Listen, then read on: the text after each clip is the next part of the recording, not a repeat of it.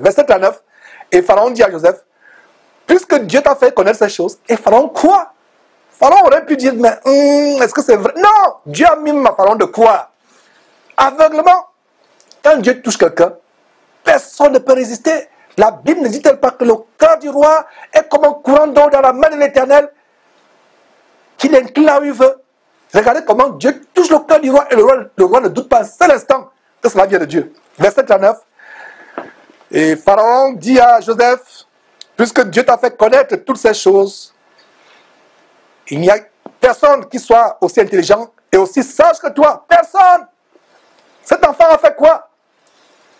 Il y a des parents qui se soucient, qui disent, ah, il faut que mon enfant ait au moins le bac. Il faut... Nous les parents, regardez, vous et moi, regardez la peine qu'on se donne pour que les enfants deviennent intelligents. On est là tous les soirs, on veut inculquer les connaissances aux enfants. C'est pas mauvais, détendez-vous. C'est pas mauvais. Nous devons faire notre part. Mais je vais vous dire une chose, mes frères et sœurs. Un enfant qui est sorti de la brousse, là où il était à Canaan, il sort de la brousse pour arriver où? Dans une civilisation tellement sophistiquée, avancée comme celle des Égyptiennes. Mes frères et sœurs, il est plus sage que ceux qui avaient passé des années à être formés. Dans la cabale juive, la mystique, la magie juive, on n'est pas formé sur la moins de 40 ans. On vous prépare déjà, on vous prépare, et c'est à 40 ans que votre vraie formation commence. Ceux qui font les arts magiques juifs, la cabale, qui passionnent les pasteurs comme Marcelo Tinassi et autres. Cet enfant sort de la brousse. Là, il faisait perdre le bétail de son père. À cause de la sagesse de Dieu en lui, à cause de ce que le pharaon lui-même a reconnu, l'esprit de Dieu en lui, il n'y a aucun homme sage, aucun homme plus intelligent dans tout le pays d'Égypte. Mes frères et sœurs, c'est tout naturellement que Pharaon dit quoi au verset 40? Je t'établis sur ma maison, c'est-à-dire sur l'Égypte, et tout mon peuple obéira tes ordres. Le trône seul m'élèvera au-dessus de toi. Le trône seul, il n'a pas dit moi seul, c'est le trône. Donc il y avait un symbole. Le trône, ce n'est qu'un symbole. Il n'a pas dit moi seul, je m'élèverai. Non, le trône. Parce qu'il y avait les règles par lesquelles le trône devait être transféré. Donc voilà comment, de facto,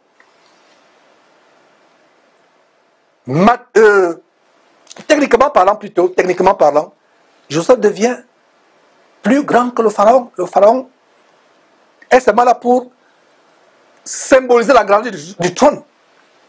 Et d'ailleurs, regarde le symbole qui se passe au verset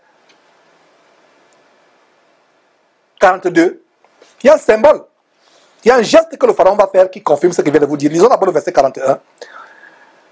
Pharaon dit à Joseph, vois, je te donne le commandement de tout l'Égypte.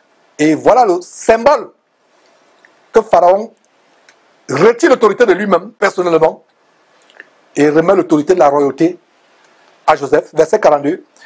Pharaon ôta son anneau de la main et le mit à la main de Joseph et le revêtit d'habits de fin lin et lui mit un collier d'or au cou.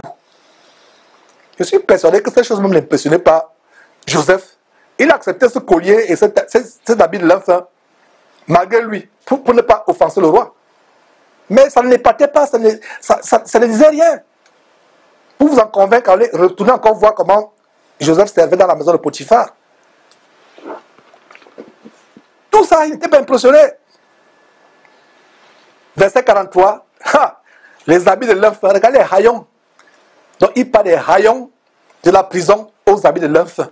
Même actuellement, le lin, les habits de lin, ce n'est pas n'importe qui peut les offrir. Du moins le vrai lin. Jusqu'à aujourd'hui, il mit quoi au cou de Joseph? Un collier d'or. Ça ne s'arrête pas là. L'élévation, c'est Dieu qui élève. Ne cherchez pas à vous élever. Repentez-vous si un pasteur vous amène à vous élever. Ne cherchez pas l'élévation. Ne cherchez pas l'élévation, mes frères et sœurs. Vous voulez que je vous dise dans quelle langue? Ne cherchez pas l'élévation. Ce qui est élevé aux yeux de Dieu est méprisable. Ce qui est élevé aux yeux de... Je reprends. Ce qui est élevé aux yeux du monde est méprisable aux yeux de Dieu. Et ce qui est méprisable aux yeux des hommes très élevé aux yeux de Dieu. Le défi aujourd'hui, ma soeur, mon frère, tu vas être élevé aux yeux de qui? De Dieu ou des hommes? Moi, je préfère t'élever aux yeux de Dieu. J'espère que tu as levé la main avec moi. Tant pis pour ceux qui veulent s'élever par les Cassano et Ivan Cassano, Karambiri, Masolo, Tunasi et autres. Vous dites, mais Georges, pourquoi tu les appelles tous les jours? Ah! Je vous ai dit que vous ne savez pas ce qu'il y a derrière. Il y a tout un agenda satanique. Pitié pour Masolo, Tunasi, Cassano et autres, ils ne sont que des instruments. En fait, c'est la matérialisation de tout ce qu'il y a derrière. Le grand plan de Satan de peupler l'enfer au maximum. Ces faux pasteurs ne sont que les marionnettes. Et ils sévissent bien à l'église.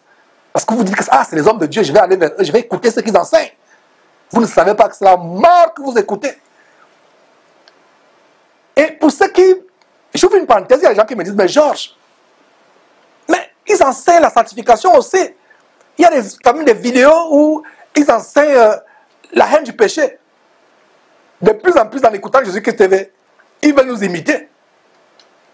Si quelqu'un vous veut empoisonner, quelqu'un va venir avec un paquet d'excréments, contenant du poison pour vous empoisonner, comment vous pouvez être aussi aveugle? Vous qui dites que, mais frère, quand on les suit, ils enseignent pourtant bien. Non! Quelqu'un qui va vous empoisonner ne va pas mener un plat d'excréments qui sent mauvais, désagréable à la vue, ça sent mauvais. Rien que l'odeur va vous faire fuir, n'est-ce pas? Un sorcier, vraiment sorcier et méchant qui va vous empoisonner, qu'est-ce qu'il va faire? Il va préparer un très bon plat qui sent bon. Et il va mettre 1, 2, 3 gouttes de cyanure. Les gouttes sont invisibles, inodores, imperceptibles. Personne ne peut savoir qu'il y a du poison, sauf si Dieu vous donne le discernement. Est-ce que vous comprenez maintenant ce qui se passe avec les Castanou, les Masolo, Tunasi et autres? Je réponds à la question. Mes frères, ils enseignent. Ne soyez pas dupes. Satan ne va pas envoyer ses agents avec un plat d'excréments pour dire que, prenez, mangez, vous allez fuir, n'est-ce pas? Non!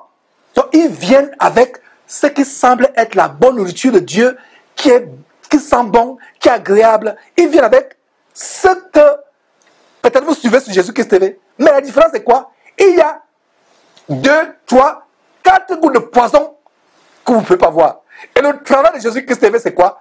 Prendre la loupe et de vous montrer, de faire agrandir ces gouttes de poison et voir l'horreur de ces gouttes de poison. J'espère que vous comprenez la mission que nous avons.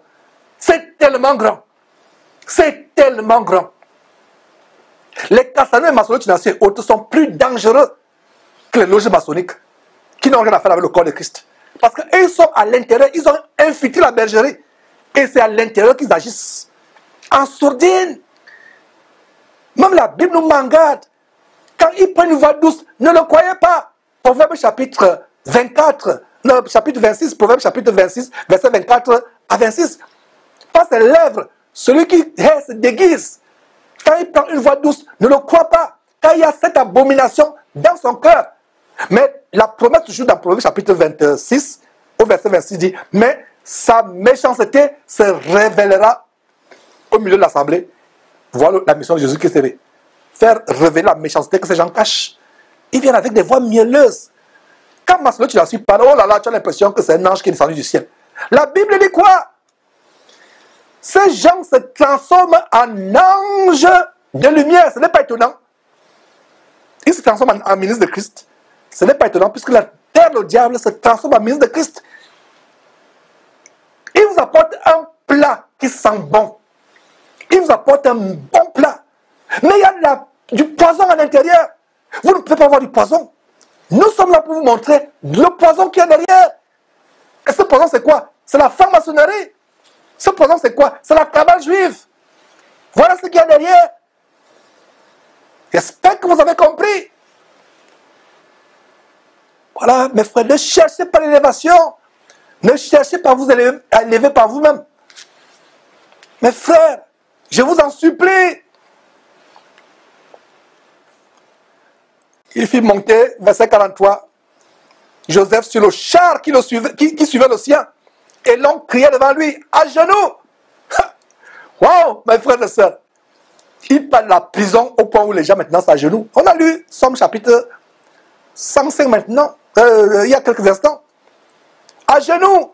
C'est ainsi que Pharaon lui donna le commandement de tout le pays d'Égypte. Verset 44. Il dit encore à Joseph, je suis Pharaon, et sans toi, personne ne lèvera la main ni le pied dans tout le pays d'Égypte.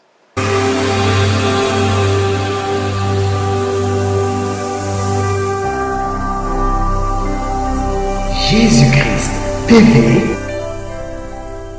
vous connaîtrez la vérité et la vérité vous affranchira.